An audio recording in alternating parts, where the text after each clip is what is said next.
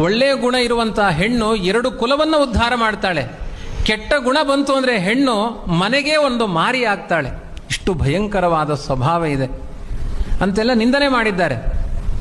ಕೃಷ್ಣ ಬಂದು ಯಶೋದೆ ಬಳಿ ಹೇಳ್ತಾನೆ, ಅಮ್ಮ, ಹೆಣ್ಮಕ್ಕಳ ಚಾಡಿ ಮಾತಿಗೆ ಮಾತ್ರ ಮೋಸ ಹೋಗಬೇಡ. ನಿನಗೆ ಯಾರಾದರೂ ಗಂಡು ಮಕ್ಕಳು ಬಂದು ನನ್ನ ವಿಷಯದಲ್ಲಿ ಚಾಡಿ ಹೇಳಿದರೆ ಅವಾಗ ಸ್ವಲ್ಪ ಎನ್ಕ್ವೈರಿ ಮಾಡು. ಬರೀ ಹೆಣ್ಮಕ್ಕಳು ಚಾಡಿ ಹೇಳ್ತಾರೆ ಅಂದರೆ ನೀನು ಒಪ್ಪಬೇಡ ಅಂತ. ಬಹುತೇಕ ಭಾಗವತದಲ್ಲಿ ಕೃಷ್ಣ ಕಳ್ಳತನ ಮಾಡಿದ್ದ ಚಾಡಿ ಹೇಳಿದ್ದೆಲ್ಲ ಹೆಣ್ಮಕ್ಕಳೇ. ಅದಕ್ಕೆ ಯಶೋದೆಗೆ ಯಾರ ಮೇಲೂ ವಿಶ್ವಾಸ ಇಲ್ಲ.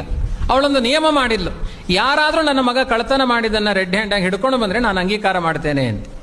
ಆವಾಗ ಒಂದು ಭಜನಾ ಮಂಡಳಿ ತಯಾರಾಯಿತು. ಅದಕ್ಕೊಬ್ಬಳು ಅಧ್ಯಕ್ಷಳಾದ್ಲು. ಅಧ್ಯಕ್ಷಳ ಒಂದು ನಿಯಮ ಮಾಡಿಕೊಂಡ್ಲು, ಕೃಷ್ಣ ಹೇಗಿದ್ರೂ ಮನೆಗೆ ಕಳ್ಳತನಕ್ಕೆ ಬರ್ತಾನೆ, ಅವನನ್ನು ಹಿಡಿಲಿಕ್ಕೆ ಉಪಾಯ ಏನು ಅಂದರೆ ಒಂದು ಪಾತ್ರೆ ಒಳಗಡೆ ಹಾಲು ಮೊಸರು ಬೆಣ್ಣೆ ಎಲ್ಲ ಹಾಕಿ ಆ ಪಾತ್ರೆ ಒಳಗಡೆ ಒಂದು ಗಂಟೆಯನ್ನು ಕಟ್ಟಿ ಅದನ್ನು ಎಳೆದು ಮೇಲೆ ಕಟ್ಟಿದ್ಲು. ವಿಟ್ಲಪಿಂಡಿ ಉತ್ಸವದ ಹಾಗೆ ಮೇಲೆ ಕಟ್ಟಿದ್ಲು.